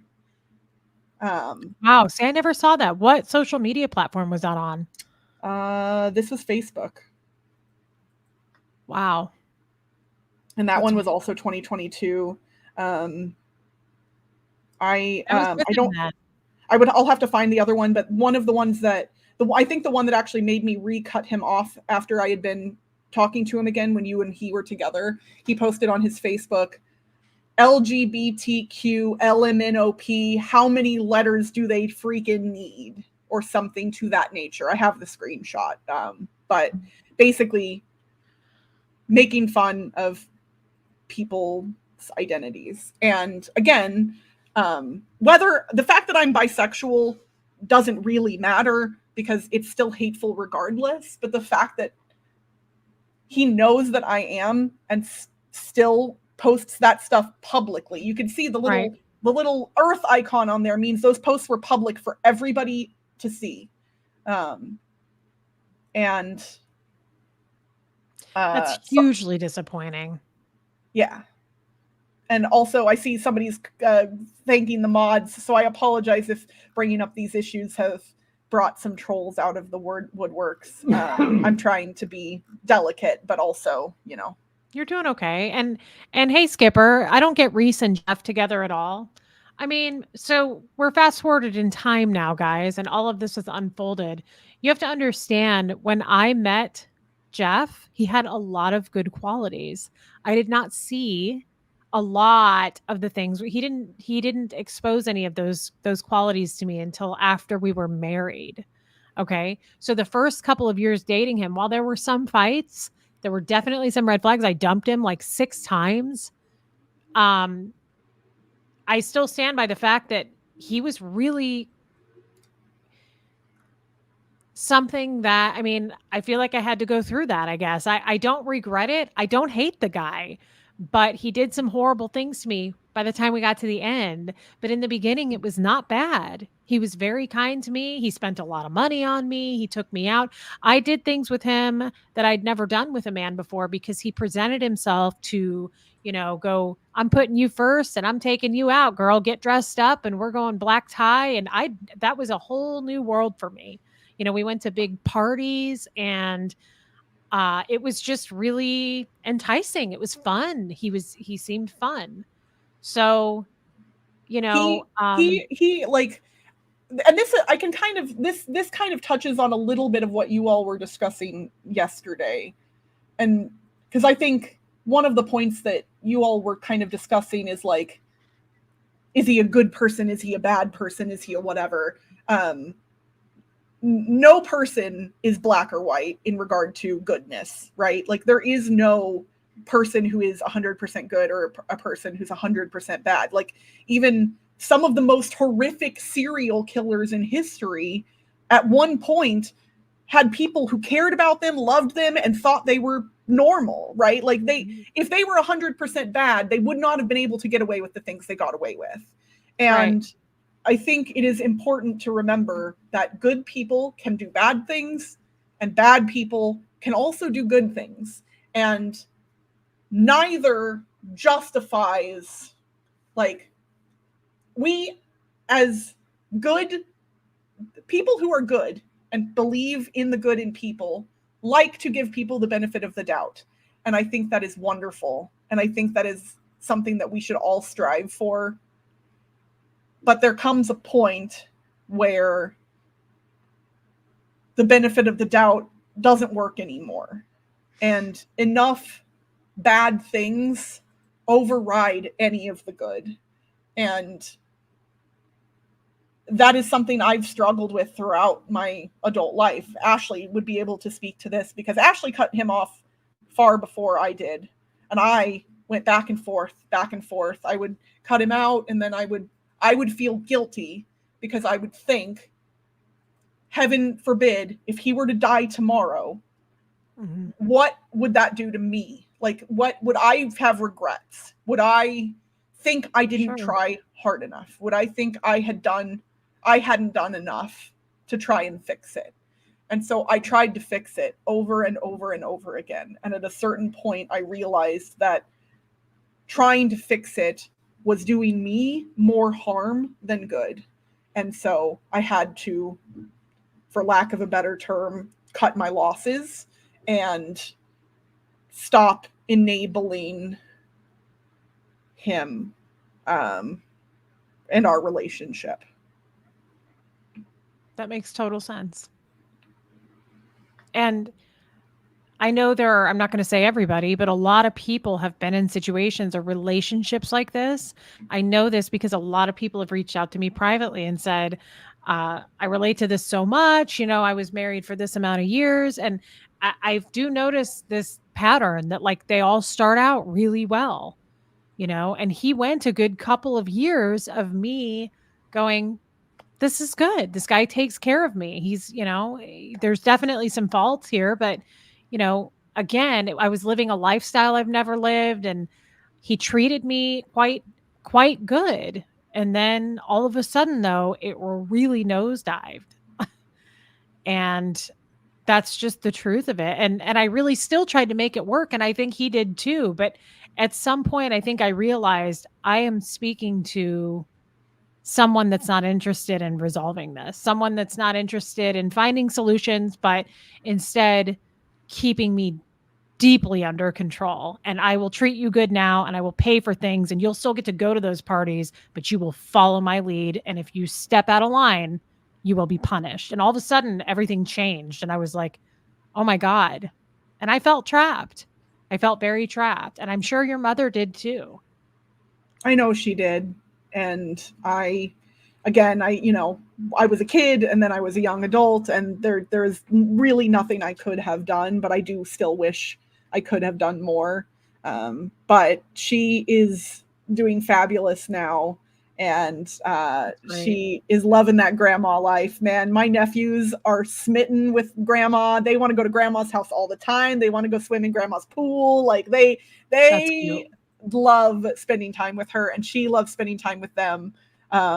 When Ashley first got pregnant, I remember my mom being like, I'm too young to be a grandma. And then literally the second that kid was born, my mom's license plate said Gma, and there were grandma things all over the house. I was like, Mom, I'm pretty sure you're living that grandma life now. Obsessed. I like it. I like it in a healthy way. I like Yeah. that. That's cute. That's really So, cute. yeah. You know what? And that is such a good thing to point out. Everybody has grown from this and we're happy. And it makes me, again, it makes me a little sad. Jeff, I know you're watching right now, and Jeff's family's probably watching right now. And guys, you don't have to live a toxic lifestyle. It doesn't have to be that way, but it should show you that, it was a huge red flag to me in the first place that Jeff didn't speak to his children. And over the years, I didn't ask a lot about it in the beginning. But over the years, they're just horrible. And they have this mental illness that they share with their mother. And, everything's been done to me. And I'm such a victim about that. And like they attacked me and, I tried and tried, but they just, and then all of a sudden, a couple of weeks ago, before I left my home, he's telling his mother this about me. I really tried to help her, but I just couldn't. It was the same story. And, what really shocked me was over the years, his own mother, your grandmother, his own family would say, yeah, they're horrible girls. I'm so glad that he's cut them off. They're just terrible. It was really hard for me to listen to. And as you know, I reached out. When was this? A year ago? Year and a half Yeah. now? I reached out under the radar, as I tend to do, to your sister on Facebook. And I said, I would really like to meet you. I'm seeing some things for myself. And I'm hearing some things from your extended family about you guys, and I don't know you. And I want to form my own conclusion and decision about who you guys are, because I'm hearing a lot of hate. I'm hearing a lot of hate from your grandmother and your dad and how terrible you girls are. And I kind of want to know at this point. And I said, we're the same age. And I was like, you don't have to respond. And I remember your sister saying she was very defensive, as she should have been. And she said, I don't know that I trust this. My dad is somebody I really want to stay away from. And I wrote back and said, if anybody gets that, it's me. I have a very horrible father. And if his wife were reaching out to me right now, I'd be pretty defensive myself. And I said, you don't have to talk to me, but I really would like to meet you. We live in the same city. And so a little bit more talking. And then we met at a Starbucks with you on FaceTime. And what did we do? We cried. As soon as she told me you had messaged her, I was like, meet her, meet her, meet her. I want you to meet her. I was so, I was less defensive because I'm removed from the situation more so. And I was just like, please meet her, please meet her. Well, and you kind of probably knew a little more than her. I didn't have bad intentions. I wasn't finding out information for Jeff. Jeff had no idea I was doing that. But I was just kind of like my typical, if you guys know me, my typical self. I was kind of digging. I was like, this isn't right. This isn't adding up. These two women seem like good women, but I'm being told how awful they are. And so I thought, I got to find out for myself. I just have to know. I have to know for myself. And so she did end up trusting me, and we met at a Starbucks and with you on FaceTime. And I think we met for like 2 hours, and I remember really crying, and I felt so safe opening up with you guys. I was like, there's so many things I feel like I can say because they know about the Jesters. Like I'm on safe ground to say these things. And I remember it was such a huge load off for me. And of course, I walked away from that meeting going, I knew it. This is just another nail in the coffin for me. Like I knew that this wasn't, my gut told me this isn't what I'm being fed. I'm being told something else. And I'm so glad I did that. I'm really glad that I did. He's very good at making people feel crazy. He will get inside your head and he will tear you down and make you think that you are the problem if you give him any leeway at all. And it takes a lot to pull yourself out of that. Like it's not always possible. Yeah. I mean, I had to move halfway across the country to get away from it. So yeah. I get that. Can I ask you something since we're on this subject and what you just said? Do you think, I mean, this has to come from somewhere. We both know he's adopted, right? He was adopted at 10 days old by your grandmother. Mhm. Do you think that, did you see any kind of red flags or bad behavior that, usually something like this, I would guess, but I'm not an expert and I'm not a doctor, may come from some experience that he had or example, leading by example. Do you think that that could have come from his parents? Were they that way in any way, controlling or um, just that kind of behavior? I, to this day, have never seen my grandmother in person act anything but completely sweet and kind and caring. Um, I believe, and what you have said, that she has said, but I can't really speak to. I don't feel comfortable speaking to what may have caused or brought about the way he is. I I know of one event from his childhood that could theoretically be related, that I cannot speak about. Um, but Sure, of and course. it would just be speculation on my part, anyways. Okay. Um, but I yeah, I don't Oh, know any. fair. Yeah, Yeah, that's fair. And I don't want to talk about anything that you don't want, I want you to be fully comfortable and feel safe. So if you don't, just don't. That's totally understandable. I would never ask that of anybody. Um, do you talk are you totally not involved in any relationships then with his family? at this point, I have contact with that side of the family in a very small way. Um, I don't want to be super specific, um, for the But not sake a of. lot. Well, no, not that, but I. Oh, I mean, for the most part, though, what I guess I'm trying to ask you, I'll be more specific. Like, you don't go home for Christmas with them or have Thanksgiving with his family and nothing no, like that. not Okay. not Okay. anymore. No, not since he and mom divorced, for sure. Okay. Like, and Okay. really not most of the time I've lived in Vegas. I like there have been a few occasions in the 16 years I've lived here where I came home for the holidays and ended up at like grandma's house, but that hasn't happened in quite some time. Have you been Um, invited? I Like, are to you his invited credit, every year? Dad, whenever he has talked to me or we've been in contact, has always said that I was welcome. So he It's invited you. I guess what I'm asking you, has your grandmother or aunts or uncles, any of those people invited you? no.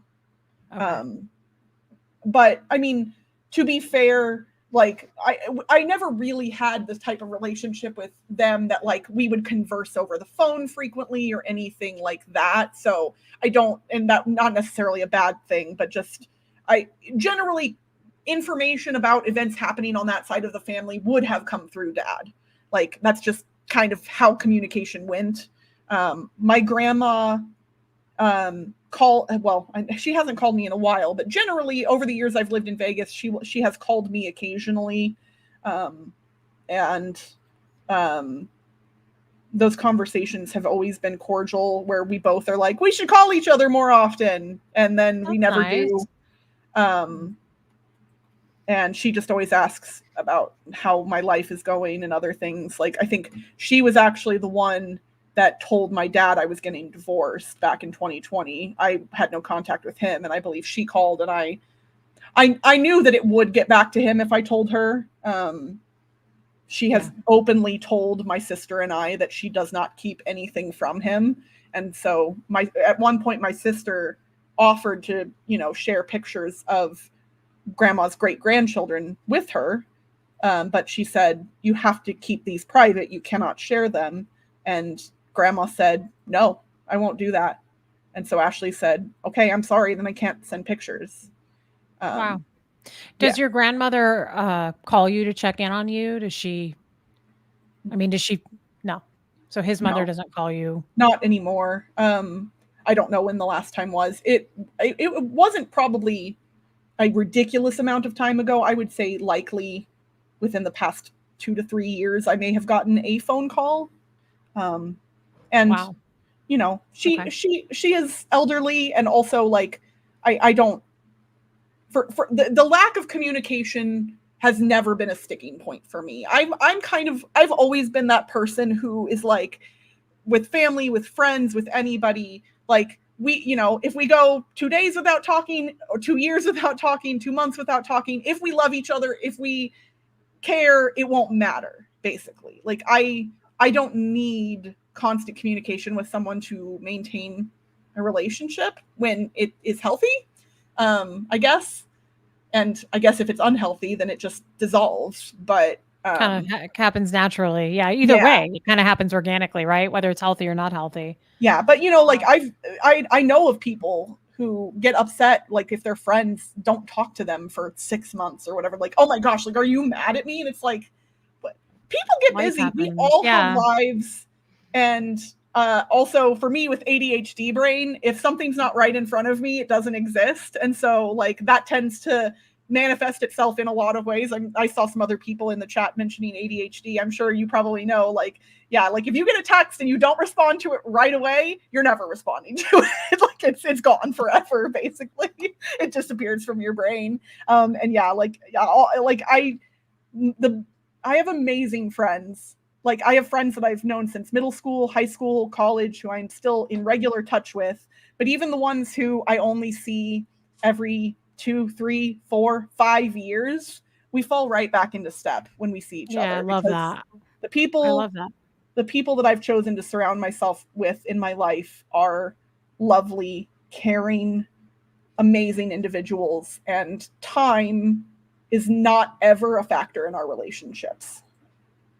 I love that, and I love that you essentially pick the people, um, that you choose to have in your life, and really that's kind of what we learn. That's what I'm learning, that's how it should be, Don't force toxic relationships just because, like, I should because it's someone I'm related to or whatever. I mean, if it's not, if it's killing your energy and draining you and creating issues, then it sounds easy to do, and I know it's hard, but I mean, Yeah, you're better, better, better off for it.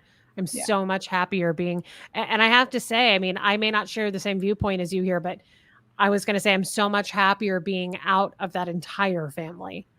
They were pretty nasty and, said some pretty horrible things to me and about others that I just thought and that was the biggest group of people I think I've been around that claim to be Christian, like a lot, like really stood that ground of like, we are Christians and something that your grandmother always said to me when I first met her and I heard her say baby. all the time.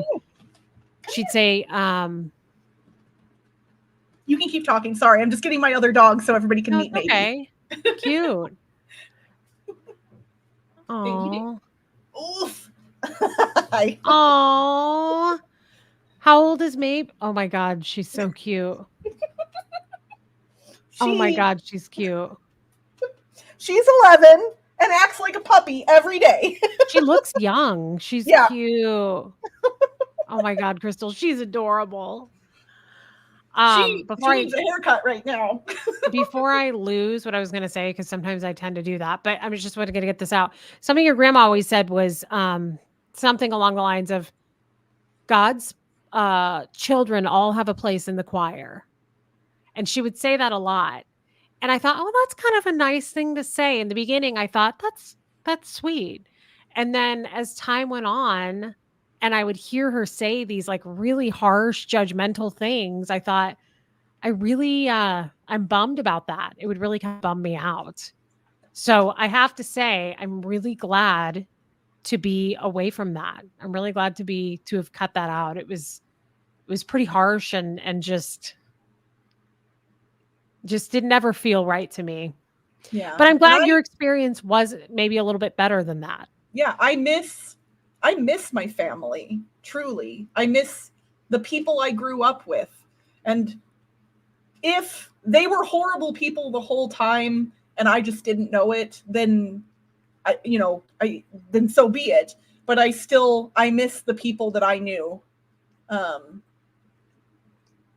I know like my aunt has watched the stream, um, and likely is watching now, and like she and I have spent a decent amount of time together over the years. Like she and her husband came out to Vegas at one point for a convention, and like I took her around Vegas. Like we went to a hotel pool together and like laid out by the pool and like Wow. we hung out, and I thought that they cared about me. And so it is a bummer to hear that that's not the case. Um, I I can't control what other people think or do, and so if they do not want me in their lives, then I just move on because I don't there you know that there's nothing else for me to do at that point. Yeah. And I know it's been said by a lot of people in here, but it truly is their loss. So, um, Crystal, that is the cutest dog. I just want to say, I really appreciate you doing this. I think it's been a good conversation. I think the chat really enjoyed it. I don't want to cut this short if there's something else you want to say. I think honestly we've covered the stuff that I wanted to, and I've gotten some good Reese time, which was really one of my bigger goals too, Aw, was just getting to hang out with you. you're a baby angel. That is so sweet, babe. I really love you. I really wish we lived closer. I feel like we would hang out a lot. And I will totally, I would say I would come visit you in Tennessee, but I don't do good in the country. Like I'm a city girl. Like I said that too until I got here, and now I'm yeah, like, all it's right. it's it's bitching. Well, you I all want to know say, you have a place. You tell me I'm coming to Vegas tomorrow. I will get the guest bedroom done up, and you've got a place to stay oh, I anytime. would come. I will. I Yeah, actually like. I want to come to Vegas anyway. Like Tommy and I want to do our little traveling and meet yeah, people. I totally intend to come to Vegas, and of course I would come see you. I want to say hi to you, Rena. I see you're in here, and I love that you're supportive. Better Call Daddy, guys. Her podcast, she's amazing. I do want to catch on some of these super chats. Crystal, do you want to stick around? You totally yeah. don't have to. No, I'll stick Okay. around. Okay. Okay. Fluffy, thank you for being a member. Panko, I can't believe you're a member. That's amazing. I love Panko. Blake Reed said hi. That was in the beginning. I love you, Blakey. Oh, I love Hockey Town John. Sorry I'm late, ladies. Wanted to say that Crystal is exactly the little she is, baby angel. I already knew she was. Big love to two badass women. I love him. Thank you, John. Trisha Briggs, love you and your truth. I'm here for good. Thank you, Trisha. And Boudica Boo. Oh my God, that's so cute. I didn't think she could get cuter. Look at how cute she is. I have on my Twitch stream, like people can redeem points to make me do Oh bunny ears. my God, you're so cute. We have to get one of those for Tommy. Oh my That is, gosh, yes. wouldn't he be cute in that? Oh my They have God, that's multiple cute. types too. It's not just like there's like a white one and there's like other like I think there's like a Pokemon one that looks like Pikachu and like that. Oh, that's necessary as shit. I need I that. I love need my it right bunny hat. now. Quick, somebody. I need that. I need it. I need it. That is so cute. God, that's cute. Okay, well, it's gonna be hard to top that off. Brittany, you are so strong. You saw how Brittany. Oh, Brittany. Okay, yeah, I don't know what I'm doing. Okay, you are so. I love Brittany. I know Brittany. You're so strong. I saw how your dad treated you and your sister and mom, and you went the opposite way to become kind, smart, and important. I love Brittany. She's a huge supporter. Thank you for that, babe. Allison, Jeff doesn't deserve any of you ladies, exes or daughters. Thank you for saying that. And he didn't get us. Amy Edge Crystal, you are amazing and adorable. You should be so proud of yourself. Your father is so wrong about you. Continue to hold your head high. That's such a nice thing to say, Amy. And I love Jason P. Crystal, proving naysayers wrong. Some of the most gratifying accomplishments of my life. Keep making them eat their words. Sweet success. I love Jason P. Thank you, Jason. I don't know if you're still in here. Colleen B. I hope Crystal starts a channel. She's awesome in so many ways. Yes, she is. I'm a neurospicy mom of neurospicy kids, with one being trans as well. We game and foster dogs and get secondhand embarrassment with pranks. She's our people. That's so sweet, Colleen. Thank you for your super chat. That's such a nice thing to say, girl. Minion 420, thank you for becoming a member. I love Tennessee Treasure Finder. Maybe it was to prove he really left the event to see his daughters at the airport. Oh, like That when could you took the be. picture? Yeah. Yeah, that could be. Gross. Miss Priss, thank you for becoming a member. Brittany, again, it's so crazy to me that both Crystal and Hux stepped in to protect their moms. No kid should ever have to do that, but boy, am I sure glad they did. Absolutely. That's such a good point, too. And what are you doing here? She's our oncologist in Switzerland. She should be in bed. Love strong women, as you both are. You can be so proud of yourself for overcoming abusive situations and still staying respectful. Love you both for it. Thank you, Ursina. I love Ursina. She's amazing. Bo Beats. So great to give Crystal this platform, Reese. Yes, definitely. Love her. Sandy Wandy. Crystal and Reese, you are both amazing. Thank you, Sandy Wandy. And thank you for your membership, girl. And a running bet. I love those hats. Yes. I need it. I need one. I feel like I really need that.